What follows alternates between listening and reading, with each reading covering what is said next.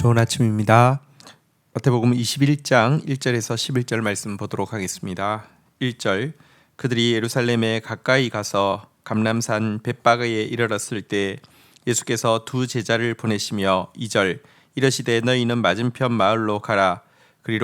그리하면 곧 매인 나귀와 나귀 새끼가 함께 있는 것을 보리니 풀어 내게로 끌어오라. 3절 만일 누가 무슨 말을 하거든 주가 쓰시겠다 하라.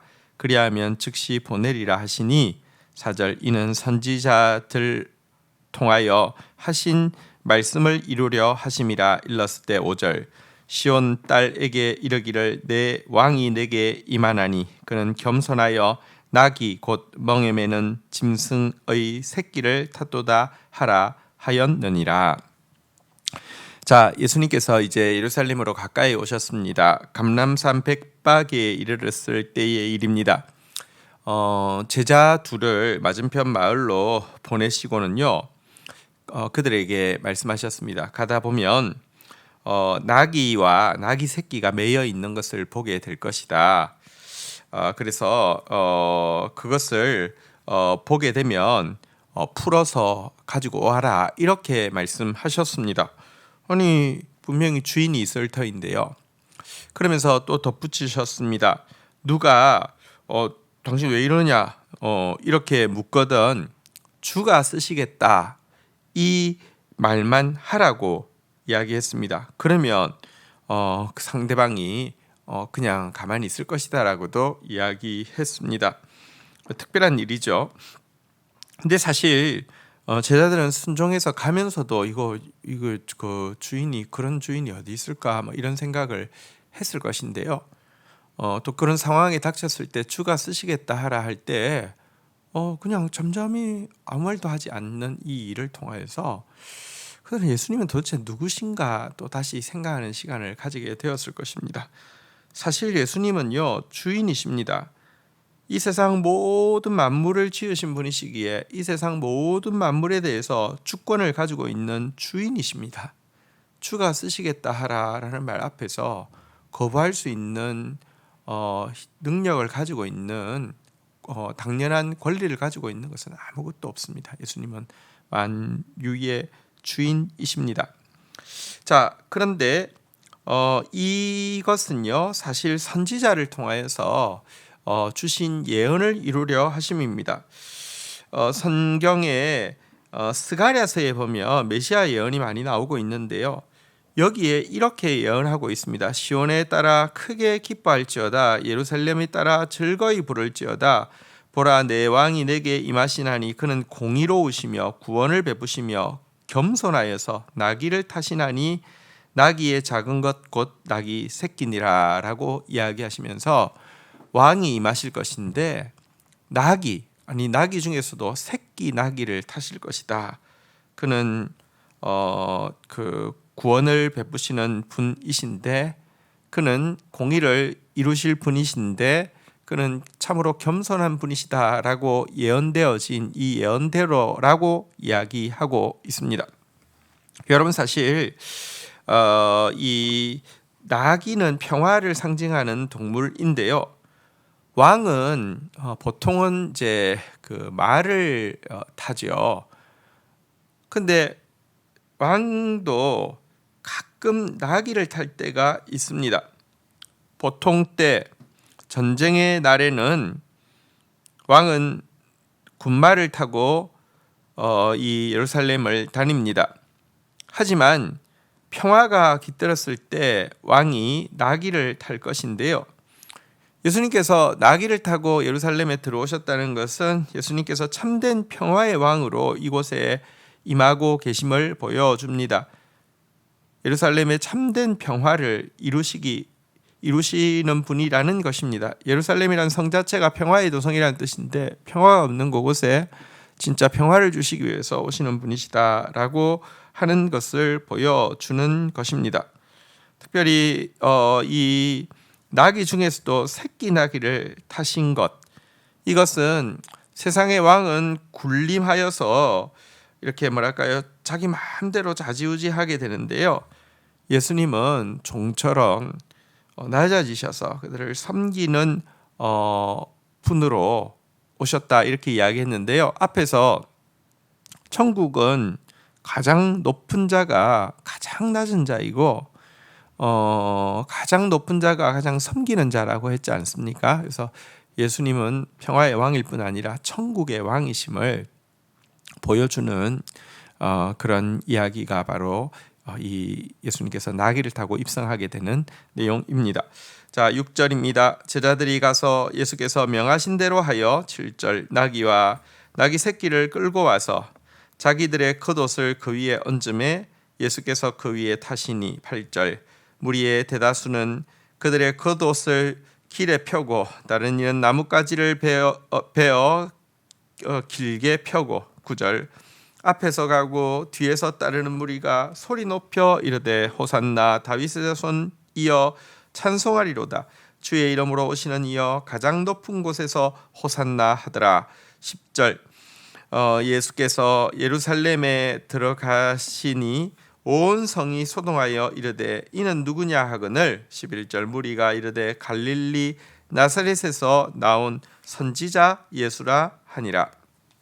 자, 드디어 이제 나귀를 가져온 제자들이요 먼저 자신들의 겉옷을 이제 그 위에 얹자 예수님께서 이 새끼 나귀를 타시게 되었습니다.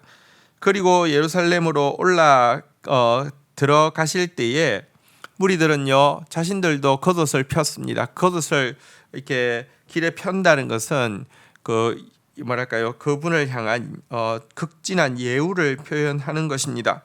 그리고 또 나무가지를 베어서 길에 폈다라고 이야기합니다. 이때 편 나무가지는 종려가지를 이야기하는데요. 종려나무는 승리를 상징하는 나무이죠. 그분이 승리하실 것이다 라고 하면서 그분에게 왕의 예우를 표하는 것입니다. 그러면서 그들이 앞에서 뒤에서 소리 높여서 부르는 찬송의 내용이 나와 있습니다.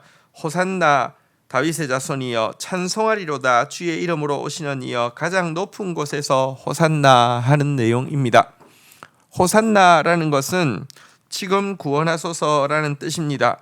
다윗의 자손으로 오시는 이여 왕으로 오시는 이여 지금 우리를 구원하소서. 가장 높은 곳에서 호산나. 가장 높은 곳, 지금 여기서 이야기하는 가장 높은 곳은 예루살렘을 이야기합니다. 예루살렘을 지금 구원하소서라고 외치고 있습니다. 사실 이 찬송은 딱 두세기 전에 잠시 유다의 독립을 쟁취했던 마카비 장군이 이 그리스 이 셀루큐스 왕조를와 싸움에서 이기고 유다의 독립을 쟁취하고 예루살렘에 올라올 때 백성들이 불렀던 바로 그 찬송입니다. 호산나 다윗의 자손을 연호하면서 이렇게 불렀던 그 찬송을 두세기 만에 다시 부르고 있는 것입니다. 그들은 지금 마카비가 했던 것처럼 유다를 정치적으로 독립시키고 또 마카비는 잠시 하고 또 실패했다고 하면 이 큰 능력을 가진 이는 이제 진짜 독립을 시킬 뿐 아니라 온 세계에서 가장 힘 있는 나라로 만들어줄 것을 기대하고 막 춤추며 노래하며 그들의 열망을 이 그 고백 속에 담아서 표현하고 있는 것입니다. 그들은 예수님을 환영하고 있는 것이 맞지만 그들은 자기가 생각하는 생각으로 예수님을 환영한 것입니다. 실제 예수님이 이 땅에 왜 와셨는지에 대해서는 전혀 무관심했고요. 예수님께서 어떤 분이신지에 대해서도 무관심했습니다. 그래서 막 사람들이 막 너무 웅성웅성하면서 막 환호하니까 지나가던 사람이 무슨 일이냐, 누구냐라고 했을 때 그 환호하던 무리들이 이렇게 이야기하죠. 갈릴리 나사렛에서 나온 선지자 예수니라라고 이야기하고 있는데요.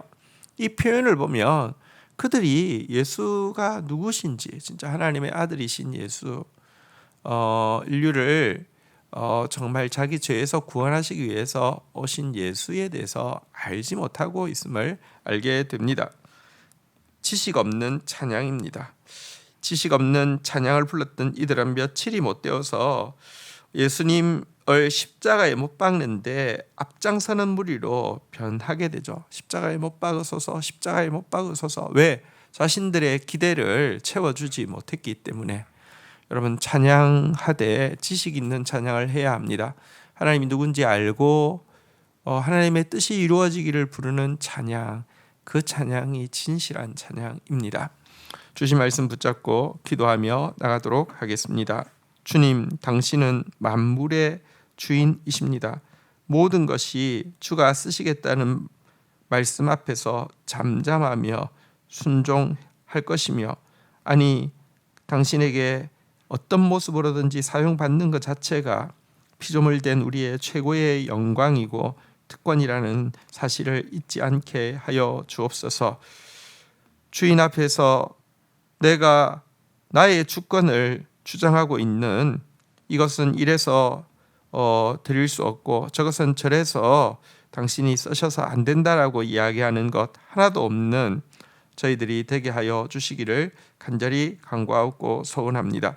오늘 많은 무리들이 예수님을 연호하며 찬양했지만 그들은 그들의 기대를 연호하고 찬양했으며 그들의 열망을 연호하고 찬양했으며 예수 그리스도가 누구신지에 대한 지식이 전혀 없는, 지식 없는 찬양이었음을 보게 됩니다.